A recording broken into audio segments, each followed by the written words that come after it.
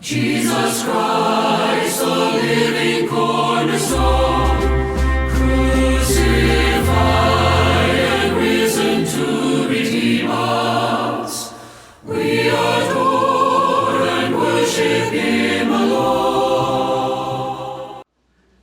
하나님의 말씀 에베소서 1장 17절부터 19절까지 우리 함께 봉독하겠습니다. 1장 17절부터 19절까지입니다.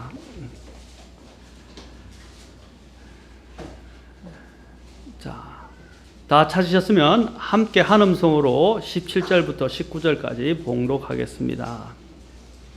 자, 시작. 우리 주 예수 그리스도의 하나님 곧 영광의 아버지께서 지혜와 계시의 영을 너희에게 주사 그분을 알게 하시고 너희의 지각의 눈을 밝히사 그분의 부르심의 소망이 무엇이며 성도들 안에 있는 그분의 상속 유업의 영광이 얼마나 풍성하며 그분의 강력한 권능의 활동에 따라 믿는 우리에게 베푸신 바 그분의 지극히 큰 권능이 어떤 것인지 너희가 알게 하시기를 구하노라. 기도하겠습니다.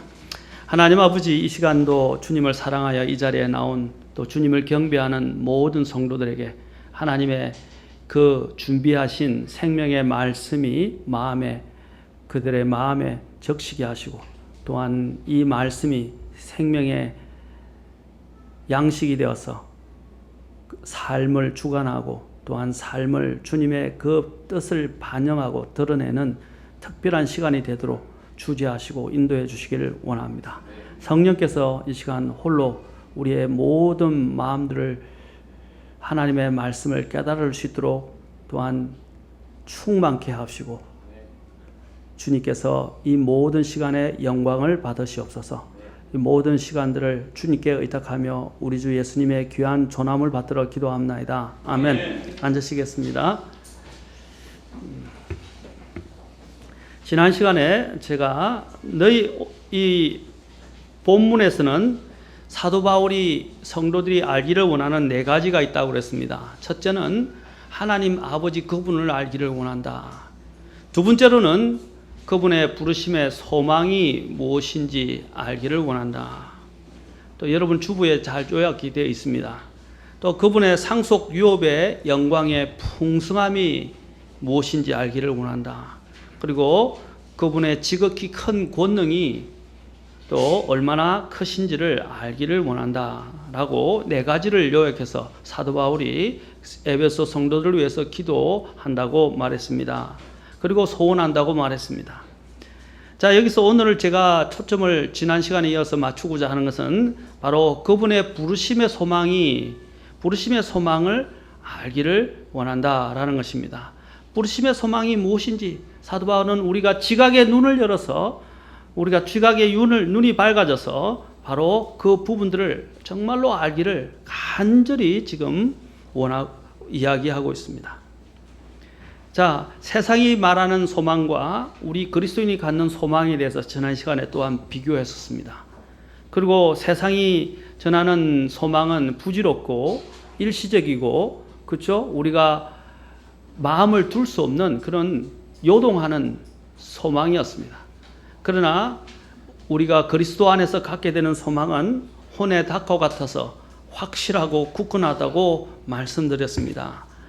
자, 그래서 우리는 그리스도 안에서 갖게 되는 소망은 어떤 종류의 소망이냐에 대해서 이야기를 했습니다. 어떤 종류의 소망이라고 그랬어요? 첫째, 그것은 영원한 소망이다 라고 말씀드렸습니다. 여러분 주부에 나와 있어요. 영원한 소망이다. 제가 왜 반복하는지 여러분 아시죠? 제가 반복하는 연대는 우리가 지난 시간에 계속 연속해서 시리즈로 전하는데 만약에 여러분들이 또 기억나서 다시 한번 상기하고 마음에 새기기 위해서입니다. 영원한 소망이었다.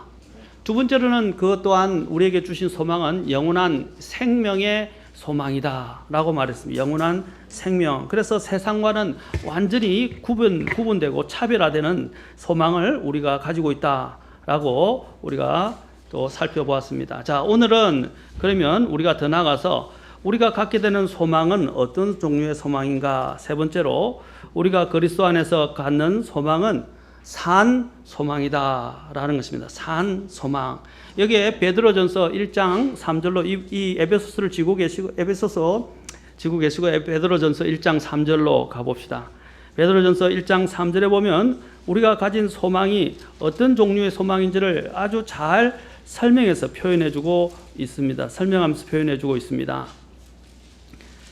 자, 베드로전서 1장 3절.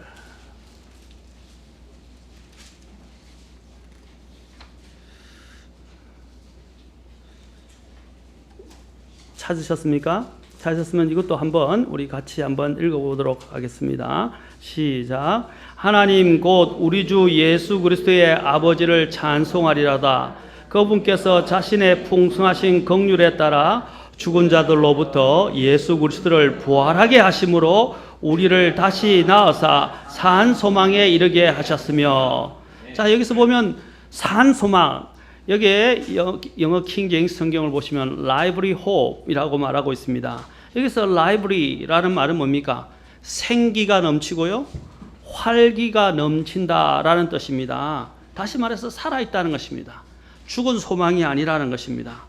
이 소망은 어디에 기초를 두고 있는지 오늘 이 베드로서가 계속해서 1장 3절부터 5절에 걸쳐서 이야기를 하고 있습니다. 자, 아까 여기서 이 산 소망이라고 이야기했는데 죽은 소망이 아니라 살아있고 활력이 있으며 생기가 넘치는 그러한 소망을 우리에게 주셨다라고 그랬습니다. 자, 그 소망의 근거가 어디에 있느냐 하는 것입니다. 그 소망의 근거는 바로 우리 주 예수 그리스도의 부활의 근거를 두고 있어요.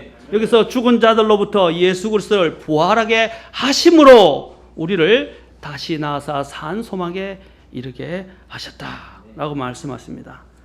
이 소망이 생기와 활기와 기운이 넘치고 생생하게 살아 움직이는 소망으로 불리는 이유는 바로 부활에 첫째 기초하고 있기 때문이고, 두 번째 여기 보면 나중에 좀 더 살펴보겠지만 두 번째 보면 4절에 썩지 않고 더럽지 않으며 사라지지 아니하고 너희를 위해 하늘에 마련된 상속 유업을 받게 하셨기 때문이다 라고 또한 말하고 있습니다. 세 번째는 뭐냐? 5절에 나와 있습니다. 너희는 마지막 때에 드러내려고 예비된 구원에 이르도록 믿음을 통해 하나님의 권능으로 보호받고 있기 때문이다. 이 세 가지를 이야기했는데 가장 주된 것은 바로 부활에 우리의 모든 것을 기초하고 있다는 것입니다. 그래서 주님께서 오늘 이 베드로전서 1장 4절에서 이야기한 부분들을 우리에게 또한 말씀하실 때에 마태복음에서 6장 19절과 20절에서 말씀하십니다. 너희 자신을 위하여 보물을 땅에 쌓아두지 말고 하늘에 쌓아두라 라고 말씀합니다. 땅이 아니라 하늘에 보물을 쌓아두라 하신 것입니다. 왜인 줄 아십니까? 바로 그곳에서는 조미 먹지도 녹이 슬지도 도둑이 들지도 훔치지도 못하기 때문이라고 말하고 있습니다. 오늘 여러분 제가 말씀드렸죠. 지금 9월 제가 전에 9월 위기 시대에 대해서 9월과 10월에 올해 안에는 큰 위기가 일어나게 될 것인데 대표적으로 9월 위기 시대에 대해서 여러분 신문을 보면 지금 떠들썩합니다. 근데 지금 연준에서 미국 연방준비은행에서 그 9월 이자율을 올리는 부분을 어떻게 했습니까? 조금 연기를 했죠. 여러분 연기됐다고 좋아할 게 아닙니다. 연기되면요 일이 더 커집니다. 더 커져요. 그리고 더 어려워집니다. 지금 모든 경제학자들이 거의 경제학자들이 전부 다 이 문제가 얼마나 어떻게 터지게 될지에 대해서 걱정들을 대단히 하고, 우리나라 지금 신문에 보시면요 신문이 우리나라는 정말로 재정적인 이런 문제로 해서 어떤 상황에 치달을지 더 위기에 처해 있다고 이야기를 하고 있습니다. 지금 잠시 연기된 것은 오히려 일이 더 커질 수 있어요. 안심하면 안 됩니다. 그래서 우리가 이 세상에 제가 주식에 투자하지 말라 그랬죠. 그렇죠? 또 이 세상에 있는 채권이라든지 이런 것도 하지 말라 그랬죠. 모든 페이퍼라고 하는 이런 종이 조각으로 만들어졌던 그런 모든 여러분의 신용들이나 여러분이 쌓아두었던 모든 부분들은 다 날아갑니다. 재정적인 경제가 이 공황이 오기 시작하면 다 날아가요. 그러면 여러분들이 갖고 있던 것들은 어떻게 되겠습니까? 다 쓸모없는 것들이 되는 것입니다. 우리도 마찬가지. 또 사람이 건강을 잃으면 어떻게 되겠습니까? 우리가 갖고 있는 거 다 잃어버립니다. 이전에는 암을 알았을 때 집안이 다 그렇죠? 빚더미에 앉게 된다고 이야기했는데 오늘날은 나라에서 지원도 많이 하고 또 여러 가지 수단 방법이 많이 강구되어졌지만 그래도 암에 걸리면 어떻게 해요? 많은 것을 잃게 됩니다. 건강을 잃으면 다 잃는 것입니다. 심지어는 목숨을 잃으면 어떻게 되겠습니까? 다 두고 갑니다. 공술의 공수, 그렇죠? 공술의 공수거입니다. 모든 걸 두고 가야 돼요. 이 세상에 있는 것들은 안전하지 못합니다. 그래서 하나님 주님이 뭐라 그랬어요? 땅에 소망을 두지 말라 그랬어요. 너희 소망을, 너희 마음을 땅에 주지 말고 하늘에 두라고 주님이 말씀하신 이유가 여기에 있는 것입니다. 왜냐하면 그것은 안전하기 때문입니다. 그리고 영원하기 때문입니다. 그것은 또한 부패하지 않기 때문입니다. 우리가 장차 상속받게 될 그 상속은 결코 썩지 않는 것입니다. 우리가 장차 받게 될 상속은 더럽지 않은 것입니다. 우리가 장차 받게 될 상속은 결코 사라지지 않는 것이라고 말합니다. 그것은 하늘에 확실하고도 안전하게 예비되어 있기 때문입니다. 그러므로 바울 사도는 디도서 3장 7절에서 말씀하시기를 우리를 그분의 은혜로 의롭게 되어 우리가 영원한 생명의 소망에 따른 상속자가 되게 하셨다라고 되어 있습니다. 여러분 엄청난 갑부의 상속자가 되었다고 한번 상상해 보세요. 그러면 지금 여기 있는 자그마한 이런 돈 문제로 마음을 쓰겠습니까? 예? 그런 잘잘한 문제는 마음에 쓰지 않아요. 왜냐하면 그에게는 엄청난 인데 만약에 자기 차가 한번 몰러 갔다 지금 여러분이 알고 있는 두바이 같은 경우는요 우리가 아는 페라리라든지 대단한 스포츠 고고카들이 그냥 온 저신에 그냥 방치됐다고 그래요. 근데 주인이 있기 때문에 그걸 함부로 갖고 갈 수는 없어요. 근데 그 돈 많은 사람들이 조금만 고장나면요 그냥 다른 거로 갈아타고 그냥 폐기 처분해버리고 안 타고 다른 차로 갈아타버립니다. 우리에게는 상상도 할 수 없는 돈들이죠. 수억씩 하는 돈, 2억, 3억 이렇게 하는 돈들이에요. 적어도 1억 이상씩 하는 돈이에요. 그런데 그들은 뭡니까? 돈이 워낙 많으니까 그런 차 하나 고장난 거 갈아탄다고 한다고 해서 그들에게 부담이 되는 게 아니에요. 제가 말씀드린 것은 그런 부자들 이야기하는 게 아니라 우리가 하늘에 엄청난 하나님의 상속 유업이 보장되어 있는데 이 땅에 자그마한 그 돈 문제, 이 땅에 있는 자그마한 어떤 자신의 영달의 문제, 명예의 문제, 권력의 문제 이런 것들을 안달복달하는 사람들을 보면 어때요? 우스워요. 우리가 그런 마음의 여유를 좀 가졌으면 좋겠어요. 이 땅에서.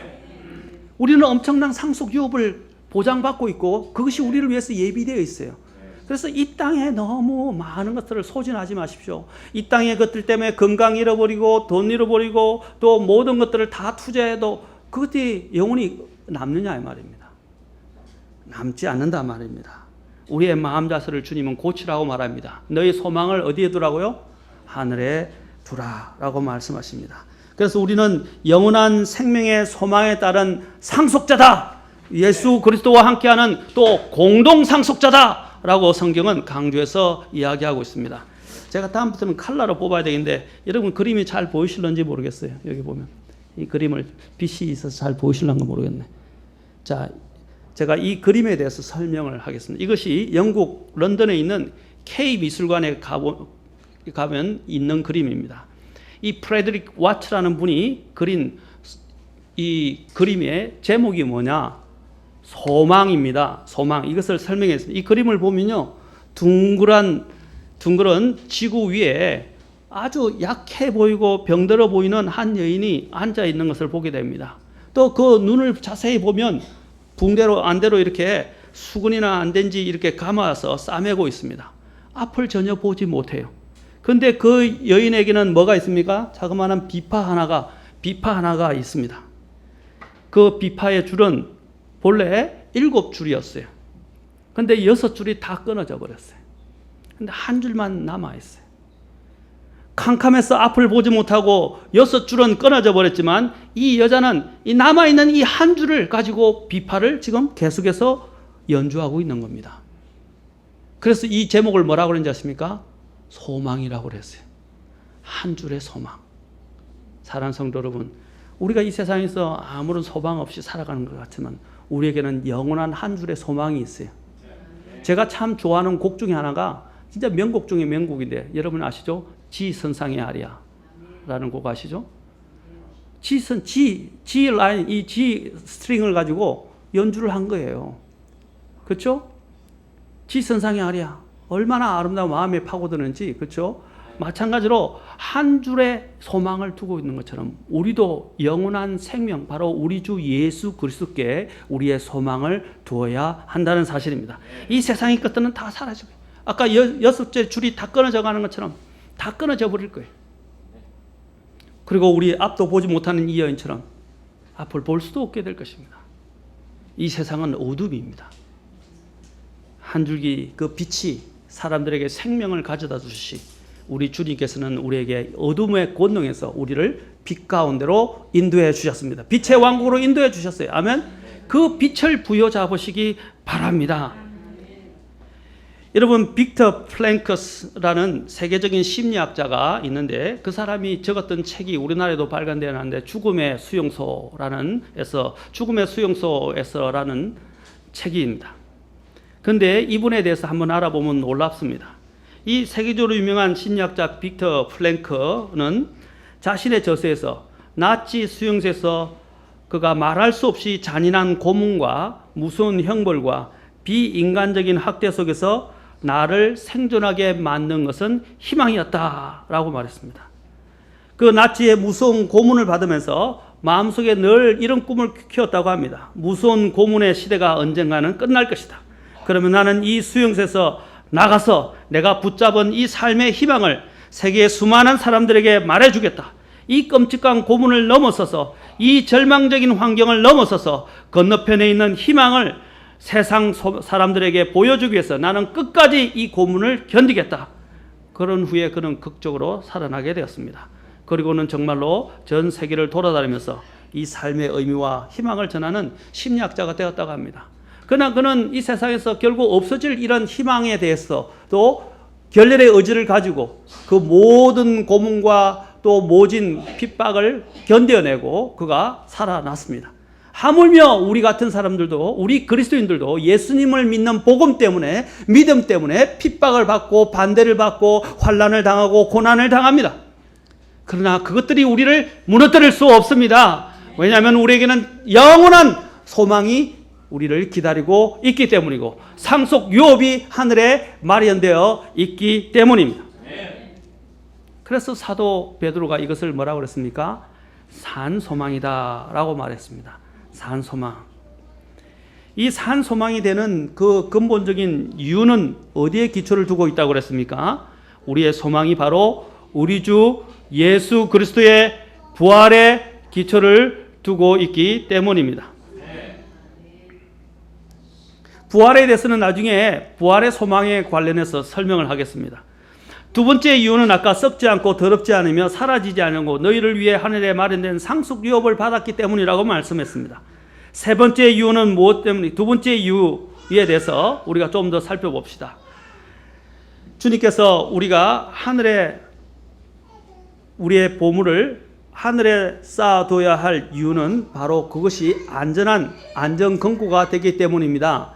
이 땅에서 가장 안전한 돈을 안전하게 둘 수 있는 곳이 어디냐라고 물었더니요, 사람들이 그런 말을 하더라고요. 은행에 금고 있죠. 대여금고. 금고에 넣으면 안전하다고 그래요. 근데 사실 대여금고도 안전하지 않아요. 그래서 은행에다 넣으면 그것이 제일 안전하고 도둑도 하지 않는다고 그러지만 그래도 도난 당한다고 이야기를 하더라고요. 또 이야기하건데 전에도 얘기했지만 그리스 사태처럼 은행이 문을 닫아버리면 어떻게 돼요? 못 건져요. 그래서 러시아의 여러분이 알고 있는 키프로스에서도 키프로스가 세계의 모든 자금을 세탁하는 나라였어요. 자금을 세탁하는 거였는데 키프로스가 어떻게 해서 갑자기 채무 불행 상태가 되어서 문을 닫아버렸죠. 그래서 어떻게 하냐면 러시아의 갑부와 세계 갑부들이 거기다 돈을 다 저장했는데요. 은행들이 문을 닫아가지고 돈을 뺄 수가 없게 됐어요. 그래서 러시아가 화가 되게 많이 났어요. 그것을 뒤에서 누군가가 장난을 쳤지만 장난을 침으로써 어떻게 했어요? 모든 돈을 잃게 된 것입니다. 안전하지 못한 거예요. 많은 사람들이 은행에 놓으면 안전할 것이다. 아까 얘기했죠? 세계 공항이 오면 돈도 안전하지 못해요. 우리는 이 세상에 소망을 두고 이 세상의 일시적인 것들에 투자하지 말고 하늘의 소망을 두고 하늘의 영원한 것에 투자를 해야 합니다. 우리는 장차 받게 될 하늘 상속 유업은 결코 썩거나 부패하는 법이 없을 것입니다. 또한 우리가 장차 받게 될 상속 유업은 더럽혀지지 않은 것이라고 말씀드립니다. 더럽지 않은 것입니다. 다시 말했어요. 제가 쉽게 여러분에게 설명해 드릴게요. 저는 이렇게 쉽게 바꿔서 잘 이야기하는 편입니다. 순도 100%다 이 말입니다. 자, 여러분 18K와 24K가 있는데 두 개다가 돈이 또 똑같다. 어떤 걸 사시겠어요? 24K를 사겠죠? 맞습니까? 똑같이 하늘에 있는 것은 아까 조미나 녹도 썰지 않고 부패하지도 않는다고 그랬어요. 그렇죠? 조미 먹지도 않는다 그랬어요. 다시 말하면 순도 100%가 그대로 유지되는 것입니다. 이 땅에서는요, 순도 100%가 유지될 수가 없어요. 그래서 여러분이 금을 보면 24K 그 금을 보면 골드바라든지 금을 보면 뭐라고 그랬어요? 99.999 이렇게까지는 표현을 해요. 그래도 아직도 0. 그렇죠? 0001은 모자란다 이 말입니다. 아무리 맞습니까? 그러나 하늘에는요, 그런 모든 순도가 미함량되는 거나 적은 것은 없을 것입니다. 완전하고 확실한 것들이 우리에게 상속 유업으로 주어지게 될 것입니다. 셋째로 우리의 구원이 하나님의 권능으로 보호받고 있다고 그랬어요. 그래서 우리가 환난을 통과하지 않을 것이라고 말씀드렸습니다. 여러분 다시 한번 말씀드려요. 우리가 받은 구원은요, 은혜로 값없이 주어지는 것입니다. 은혜로 값없이 주어지는 선물이에요. 구원은 돈을 주고 살 수 있는 것이 아닙니다. 우리의 선한 행위로 얻어지는 것이 절대 아닙니다. 이렇게 구원을 얻도록 가르치는 것이 바로 무엇입니까? 종교입니다. 종교. 내가 뭔가를 해야 한다고 생각합니다. 구원을 얻기 위해서, 영원한 생명을 얻기 위해서, 죄를 속죄함 받기 위해서, 씻음 받기 위해서 내가 뭔가를 해야 한다고 이야기합니다. 그래서 종교를 이야기하면 do religion이라고 합니다. 뭔가 하라라고 이야기합니다. 그러나 우리 기독교는 done이라고 이야기합니다. done, D-O-N-E. 모든 것이 다 끝났다는 것입니다. 모든 것이 다 이루어진 그 공로 위에 우리의 믿음을 두게 될 때 구원은 값없이 우리에게 선물로 주어지는 것입니다. 그래서 로마서 6장 23절에서 말씀하시되 죄의 싹슨 사망이나 하나님의 선물은 예수 그리스도 우리 주를 통한 영원한 영존하는 생명이니라. 아멘. 예수 그리스도 우리 주를 통한 영원한 생명. 그걸 뭐라고 그랬어요? 하나님의 선물은이라고 되어 있어요.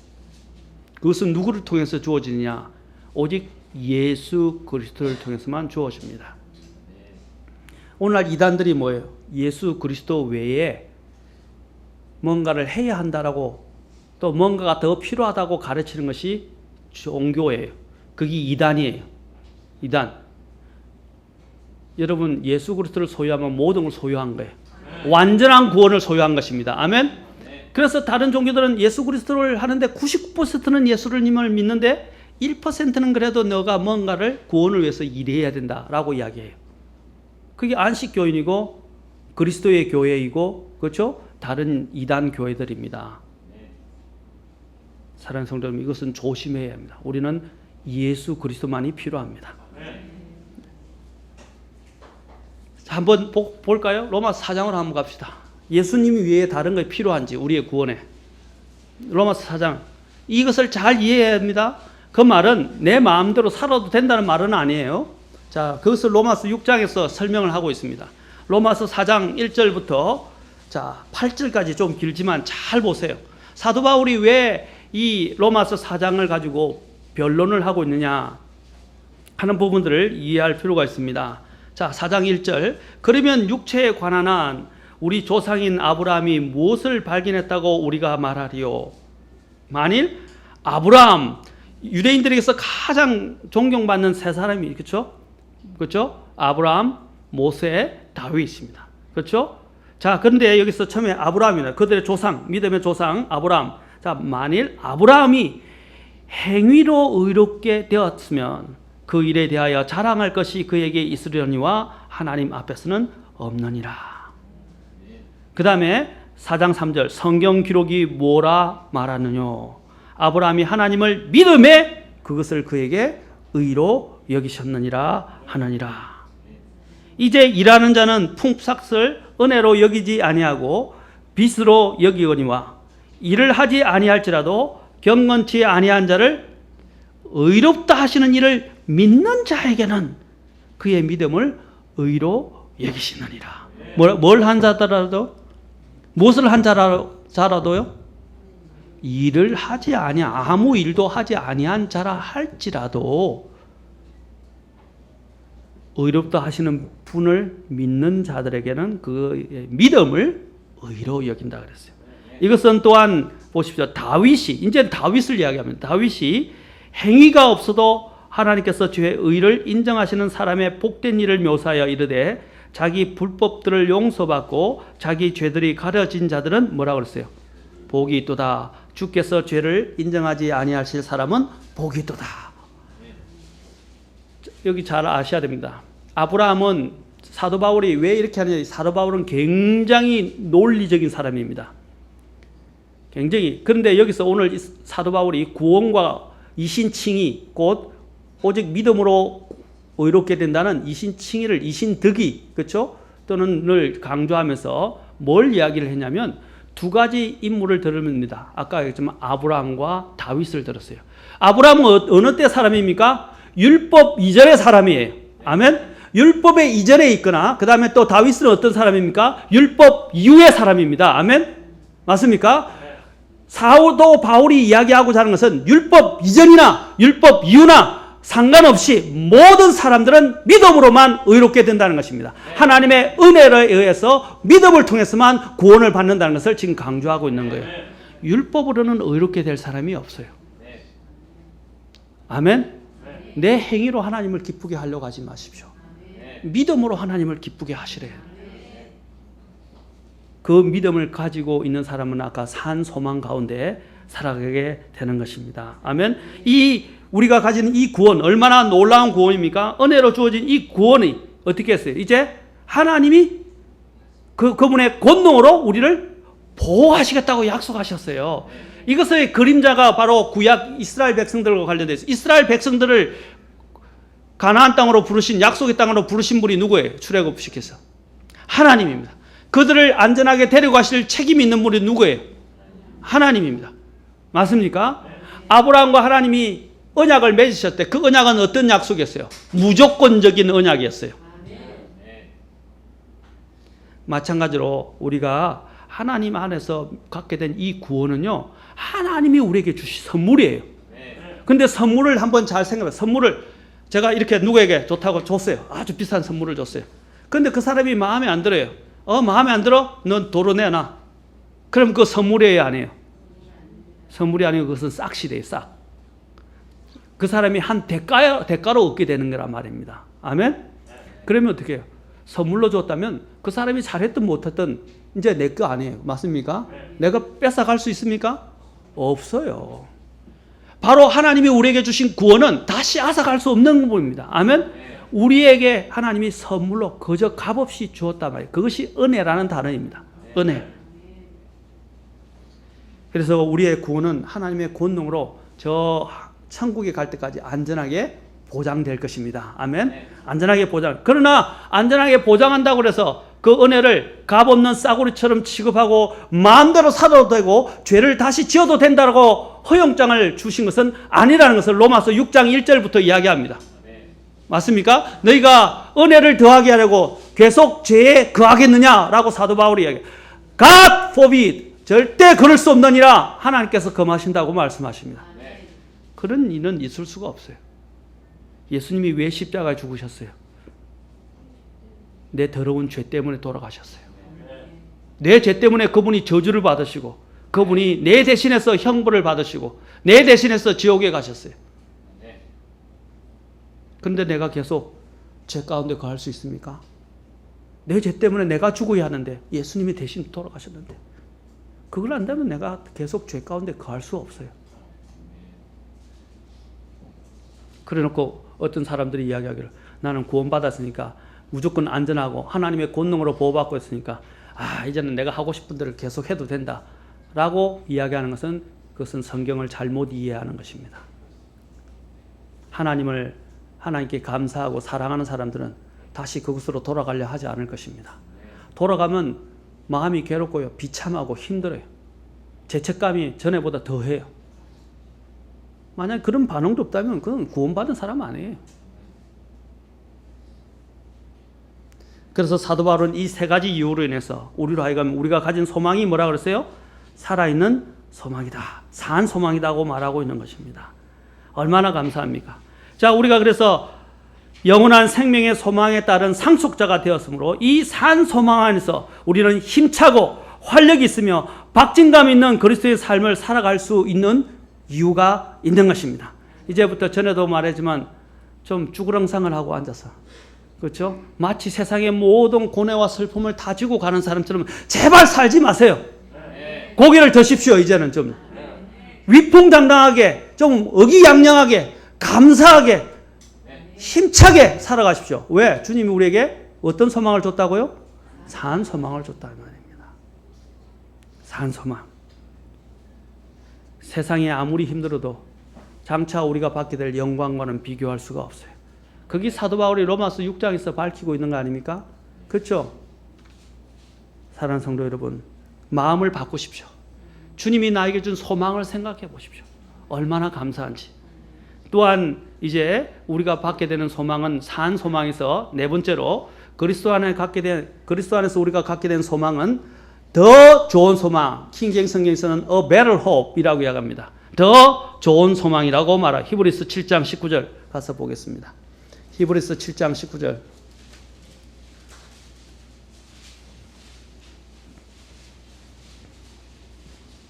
더 나은 소망이라고 말합니다. 자, 히브리서 1장 19절. 7장 19절. 예, 죄송합니다. 7장 19절. 자, 율법과 함께 비교를 하면서 이야기합니다. 자, 19절 시작. 율법은 아무것도 완전하게 하지 못하였으나 주께서 더 나은 소망을 가져오심은 완전하게 하였으므로 우리가 이 소망을 힘입어 하나님께로 가까이 나아가느니라. 아멘. 여기서 주님께서 우리에게 뭘 가져오셨어요? 더 나은 소망. 이 소망을 힘입어 하나님께로 우리는 가까이 나아갈 수 있게 된 것입니다. 아멘. A better hope. 얼마나 율법은 우리의 행위를 완전하게 할 수 없어요. 그런데 이스라엘 백성들의 또 이스라엘의 영적 지도자, 종교적 지도자들의 문제가 뭐였어요?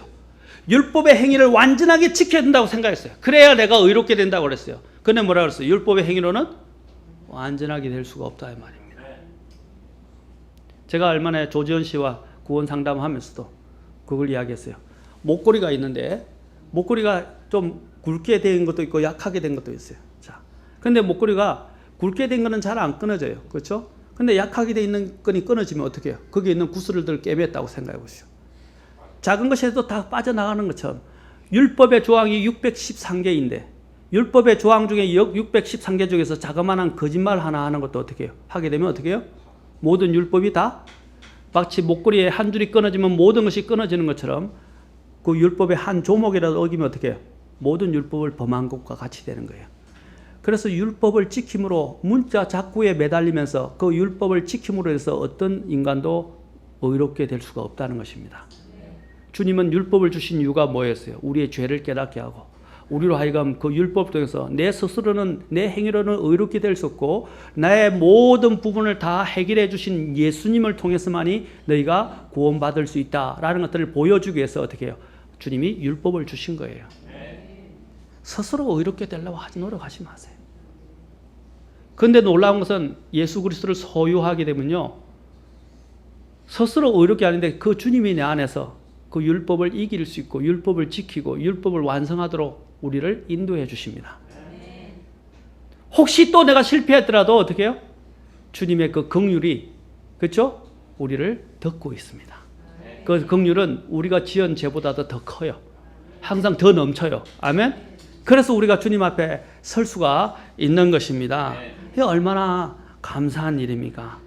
또 제가 우리 조지현 씨에게도 또 구원에 대해서 이야기했는데 아까 의라고 그랬죠. 의. 더 좋은 소망 관련된 의를 이야기했는데 이 의는 내 스스로 율법의 행위로 되는 건 아니라고 그랬어요. 그래서 제가 한자를 설명을 했어요. 한자 중에 한자 다음에 제가 한번 세미나를 할 겁니다. 한자 속에 숨어져 있는 창세기와 성경의 기록들에 대해서 여러분에게 말씀드리는데 제가 중국에 가서도 한자를 풀이하면서 몇 가지를 들어서 배선자라든지 여러 가지를 밭전자 여러 가지를 했는데 그 중에 대표적인 게 의입니다. 의 여러분 알죠? 오를 의 위에 여러분 보면 양자가 있고요. 밑에 뭐가 있습니까? 나아자가 있어요. 어떻게 양자에 나아자가 있는데 어떻게 그것이 오를 의자가 되는 거예요? 그건 아무리 생각을 해도 지어짜도 그렇게 나올 수가 없어요. 양 밑에 내가 있는데 옳고 어렵다고 이야기를 하는 거예요. 그것이 창세기가 갖고 있는, 창세기는 하나님에서부터 시작됐어요. 다시 말하면 그 중국 한자는 하나님에게서 믿음을 둔 민족들입니다. 아멘. 거기서 상형문자가 만들어져 나왔어요. 그것은 그 양은 뭘 이야기하는 것입니까? 구약의 제사 제도를 반영할 뿐 아니라 장차 오실 하나님의 어린 양을 반영하고 있었던 것입니다. 어린 양 앞에 내가 꿇어 엎드려 앉아 있으면 어떻게 해요? 하나님이 보실 때 나를 의롭다고 이야기해요. 그러니까 우리가 어린 양 앞에 있어야 돼요. 그래서 침례자 요한이 뭐라 그랬습니까? 보라, 세상 죄를 제거하시는 하나님의 어린 양이 이르시로다 라고 말했어요. 그 어린 양을 내 마음에 믿음으로 두고 내가 그 밑에 숨겨져 있으면 어떻게 해요? 그 밑에 무릎 꿇고 그분을 받아들이고 그분 아래에 있으면 나는 안전하고 하나님 보시기에 의롭다고 이야기하시는 것입니다. 아멘. 이전에 우리 어머니한테 제가 매를 많이 맞았던 것이 기억납니다. 아직도 그러면 우리 어머님이 많이 웃으세요. 조금만 분위기가 안 좋아지면 매를 먼지털이나 빗자루 몽댕이를 들고 오셔서 때리셨어요. 가장 안전한 건 뭐냐? 우리 아버지 그늘 밑에 피하는 겁니다. 그런데 아버지가 늦게 들어오세요. 그러면 11시, 12시까지 대문 밖에서 기다려요. 그래 아버지가 오시면 아버지 밑에서 숨어서 가면 어머니가 때리지를 못하셔요. 얼마나 안전합니까? 그렇죠? 아버지 이렇게. 그것처럼 우리의 모든 것들이 예수 그리스도 밑에 숨어 있으면 어떤 것도 우리를 해할 수가 없어요. 심지어는 나중에 살피면 둘째 사망도 우리를 해할 수가 없어요. 아멘? 그래서 우리의 소망은 너무나 좋은 소망이에요. 자, 이 소망에 대해서 우리가 봅시다. 초신자들이나 어린 신자들에게는 다소 어려운 부분이 될 수 있겠지만 어렵더라도 잘 주의해서 읽으시기 바랍니다. 이스라엘 백성들은 레위 제사장의 체계하에서 율법을 받았었습니다. 그러나 이 레위의 제사장 체계를 통해서도 완전하게 될 수가 없었습니다. 그것이 히브리서 아까 7장 11절에서 밝히고 있어요. 11절에 보면 그러므로 만일 레위의 제사장 체계를 통해 완전함이 있을 수 있었으면 이라고 말합니다. 그런데 완전함이 있을 수 없었다고 말합니다. 그렇다면 멜기세덱에 따른 다른 계통의 제사장 제도가 체계가 설 필요가 없었단 말이에요. 자, 구약의 레위 제사장 체계는 누구에게 있었어요? 아론 계열에 있었죠. 맞습니까? 아론 계열에 있었어요. 그런데 멜기세덱은 뭡니까? 전혀 다른 율법 밖에 있는 존재였어요. 맞습니까? 우리 주 예수님이 율법하에 오셨지만 그분의 근원은 어디서 왔습니까? 율법, 이 세상 속에 있는 율법하에 있는 게 아니라 율법 밖에 있는 산으로부터 오신 분입니다. 아멘. 그것이 바로 멜기세덱 제사장의 계통을 이야기하는. 멜기세덱은 뭡니까? 그게 근원이 없는 사람이에요. 기원도 없는 사람이었어요. 맞습니까? 그 기원이 없는 것처럼 우리 하나님에게는, 우리 주 예수님에게는 예수님이 가지고 있는 그 계통, 그 제사장의 계통은, 대제사장이 되신 예수님은 기원이 없다 이 말입니다. 그것을 지금 설명하는 거예요. 그래서 우리가 갖고 있는 이것은 뭡니까? 율법에 속해 있는 체계에 따라서 우리가 소망을 가진 것이 아니라 율법 밖에서 오신 더 좋은 소망 가운데서 오신 그 예수님에 의해서 우리가 가진 소망이다 이 말입니다. 그렇기 때문에 율법이 우리를 주장할 수 없어요. 율법이 우리를 쏘을 수 없어요. 죄의 힘은 뭐라 그랬어요? 죄에 쏘는 것은 율법이라 그랬어요. 율법은 어떻게 합니까? 죄 지은 사람을요, 마치 유도탄처럼 죄를 지었던 사람이죠. 자그마한 죄조차도 어떻게 합니까? 죄조차도 마치 유도탄 아시죠?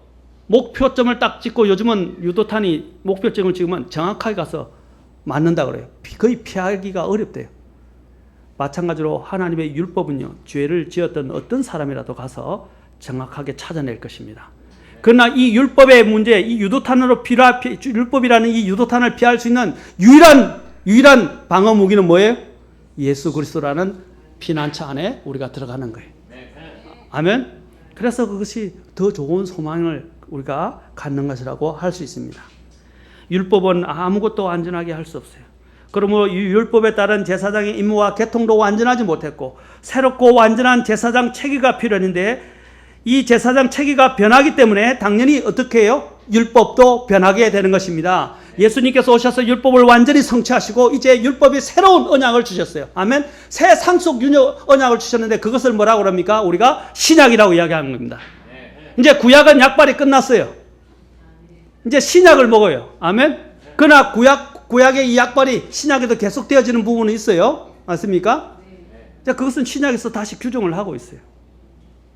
우리에게는 이제 구약은 우리에게 뭘 주는 것입니까? 신약을 제조하고 신약을 알게 하는 하나의 좋은 밑거름은 될 수 있어요. 구약이 없었더라면 신약이 있을 수가 없죠. 그러나 신약도 마찬가지예요. 구약이 없었더라면 신약이 존재할 수 없었어요. 마찬가지로 우리에게는 이제 하나님께서 새로운 상속 언약을 우리에게 주셨는데 그걸 뭐라 그럽니까? New Testament라고 이야기합니다. Old Testament라고 그랬죠. Old Testament라고 이야기할 때 Testament 우리가 이야기할 때 이 Testament는 우리가 그냥 구약이라고 그러고 신약이라고 그러는데 원래 이 Testament는 뭐냐? 죽은 사람의 누군가의 죽음이 있어야 돼요. 이게 유언과 같은 거예요. 유언. 그래서 옛날에는 어떻게 했습니까? 양과 염소가 어떻게 했어요? 양과 염소가 정결한 짐승이 죄를 대신하기 위해서 대신 죽어야 했죠. 피를 흘려 죽어야 했어요. 맞습니까? 그러나 이제 우리가 신약에 와서는 어떻게 해요? 신약에 와서는 영원하신 하나님께서 하나님의 어린 양이신 예수님께서 대신 우리를 향해서 피를 흘려 죽어 주셨습니다. 아멘. 그러니까 우리가 갖고 있는 이 새 상속 언약은 더 영원하고 더 안전하고 더 완전한 것입니다. 주님께서는 그래서 레위 지파 아론 계열은 레위 지파였는데 주님께서는 그래서 어떤 지파에 속했습니까? 유다 지파였어요. 바로 유다 지파로부터 나셔서 멜기세덱의 계통에 따른 영원한 제사장이 되신 것입니다. 조금 지금은 어려울 수 있지만 여러분이 성경을 제대로 공부하는 사람들이라면 또 정말 알고자 하는 사람들은 이 말은 굉장히 중요한 진리를 갖고 있습니다. 율법은 선한 것이었지만 아무것도 완전하게 할 수 없었어요. 희생물을 드리기 위해서 나오는 자들과 그 희생물조차도 완전하게 할 수가 없었어요. 또 죄도 완전히 제거할 수 없었어요. 그래서 구약과 여러분 이제 다음에 제가 더 많은 것을 지금 말해주고 있지만 시간상 말씀드리지 않겠습니다. 구약과 신약은 뭐라고 이야기합니까? 여러분 구약에 보면 atonement라는 단어가 많이 나옵니다. atonement. 근데 신약에 보면 redemption이라는 단어가 많이 나옵니다. atonement는 이야기하면 설명을 하자면 여러분 그것은 속죄라는 단어로 설명되어집니다. 근데 redemption이란 말은 우리 신약 성경에만 나와요. 그 명사로 된 거면 신약 성경에 나오는데 그것은 뭐냐면 구속이라고 이야기합니다. 그러면 atonement, 속죄와 redemption, 구속은 어떻게 다른 것이냐 하는 것입니다. atonement이라는 것은요, 아까 완전하게 하지 못하는 양과 염소로 어떻게 했어요? 죄를 덮는 것이었어요. 죄를 덮기만 했어요. 우리 안에 있는 양심의 죄를 제거할 수는 없었어요. 육체를 잠깐 정결하게 할 수는 우리 안에 있는 마음과 양심을 정결하게 할 수는 없었다 이 말입니다. 맞습니까? 그러나 우리 주 예수님께서는 오셔서는 우리의 육체의 죄를 우리를 완전히 속죄시켜 완전히 깨끗하게 해주신 분 아니라 우리의 양심까지도 다 완전하게 깨끗하게 해주신 것입니다. 아멘. 그것이 완전히 다른 거예요. 그래서 신약에 우리가 갖고 있는 이 새 신약 상속 유언은 새 상속 유언은 너무나도 놀라운 것이고 엄청난 권능을 갖고 있다는 사실입니다. 그래서 구약에 있는 것들은 죄도 제거할 수 없고 완전하게 희생물도 자체도 완전하지 못했고 또 율법은 그 자체가 선한 것이지만 우리를 또한 아무것도 완전하게 할 수 없었습니다. 그래서 그 율법이 하는 것은 뭡니까? 우리의 훈육 선생이 되어서 우리를 어디로? 예수님께로 우리를 데려가는 거예요.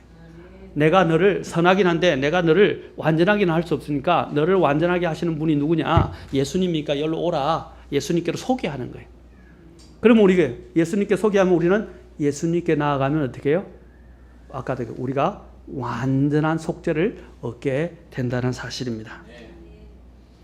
바로 이러한 이유 때문에 우리가 예수님을 통해서 더 나은 소망을 갖는 것입니다. 구약에서 갖고 있던 모든 어떤 율법보다도, 구약에 갖고 있는 제사장 체계보다도, 구약이 내주는 구약에 있었던 희생물보다도, 어떠한 희생물보다도 예수 그리스도 안에서 이 모든 것이 성취되어졌어요. 아멘? 그래서 이것을 뭐라고 그럽니까? 우리가 더 나은 소망을 갖게 되었다고 말하는 것입니다. 사랑하는 성도 여러분, 얼마나 감사합니까? 율법의 행위로서가 아니라 오직 예수 그리스도를 통해서 하나님 앞에 의롭다고 해주시는 이 의, 이것을 바라보는 소망이 바로 더 나은 소망입니다. 여기서 낫다는 것은 어느 정도 차이가 아니라 극과 극의 차이예요. 완전히 다르다 이 말입니다. 사랑하는 성도 여러분이 예수 그리스도를 소유했다면 하나님 앞에 감사하십시오. 그리고 하나님을 찬양하십시오. 그래서 우리가 아까 살아있는 소망을 갖게 되는 것입니다. 그 다음에 우리가 이제 살펴볼 것은 그리스도 안을 갖게 되는 소망은 부활의 소망입니다. 오늘 이 부활의 소망하면 또 시간이 많이 갈 것 같으니까 다음 시간에 이 부활의 소망에 대해서 살펴보도록 하겠습니다. 자, 지금까지 한 부분들을 한번 우리가 정리하면서 요약을 해봅시다. 우리가 그리스도 안에서 갖게 된 소망은 세상의 소망과 다릅니다. 완전히 판이하게 다릅니다. 세상의 소망은 불안전하고 확실하지도 않으며 우리의 안전을 보장해 주지도 못하고 일시적입니다. 그러나 우리 주님께서 우리에게 가져다 주시는 소망은 어떤 소망입니까? 완전하고 확실한 소망이며 혼의 닭과 같다고 말씀을 드렸습니다. 그리고 영원한 소망이라고 말씀드렸습니다. 그리고 영원한 생명의 소망이라고 말씀드렸습니다. 또한 오늘 배웠던 것들 중에서 그 다음에 영원한 생명의 소망 다음에 세 번째가 어떤 소망이라고 그랬습니까? 예? 살아있는 산 소망이라고 말씀드렸습니다. 그래서 우리는 죽은 소망이 아니라 이런 살아있는 생기가 넘치고 활력이 있고 아직도 살아있는 이 소망을 갖고 있기 때문에, 영원한 소망을 갖고 있기 때문에 우리가 이 세상을 힘차게 당당하게 살아갈 수 있는 이유를 가지고 있는 것입니다. 세상이 줄 수 없는 소망이에요. 아멘. 그리고 또한 우리가 주신 오늘 소망, 어떤 소망이라 그랬습니까? 산 소망 다음에 부활의 소망은 다음 시간에 한다고 그랬죠? 더 나은 소망이라고 그랬습니다. 구약의 제사제도 어떤 율법도 완전하게 하지 못하고, 구약의 어떠한 제사장 체계도 어떠한 희생물도 그 구약의 율법도 우리를 완전하게 하지 못하는데, 바로 우리 주 예수님은 우리 안에, 그분 안에서 우리를 완전하게 하셔서 우리를 완전한 구원에 이르도록까지 지켜주실 것입니다. 예수 그리스도 안에 있는다는 것은 이렇게 안전하다는 사실을 기억하시기 바랍니다. 그래서 우리가 오늘 해야 할 일은 무엇입니까? 우리에게 이러한 소망을 주신 하나님께 대해서 감사해야 합니다. 찬양해야 합니다. 여러분 마치 죽을 듯이 살아가지 마시고요. 정말 힘차게 감사함으로 활기 있게 의기양양하게 위풍당당하게 살아가야 됩니다. 제발 아무 소망이 없는 사람들은, 낙심한 사람들은 살지 마십시오. 마치 엠마오 도상으로 가던 사람들이 어떻게 했어요? 엠마오 도상으로 가던 사람들이 예수님이 그냥 죽었다는 그 사실밖에 몰랐어요. 그래서 막 낙심이 돼서 슬픔 가운데서 걸어가고 있었어요. 그러나 그들이 예수 그리스도를 통해서 부활의 소망, 영원한 소망을 갖게 됐을 때 어떻게 됐습니까? 신기하고 너무 놀라워, 그렇죠? 빨리 가서 그 소식을 전하려고 했던 것을 보게 됩니다. 사랑하는 성도 여러분, 우리는 다릅니다. 이 세상 사람들처럼 그렇게 살아가지 마십시오. 이제 용기를 가지시고 힘있게 살아가시기 바랍니다. 기도하시겠습니다. 다 같이 일어서시겠습니다.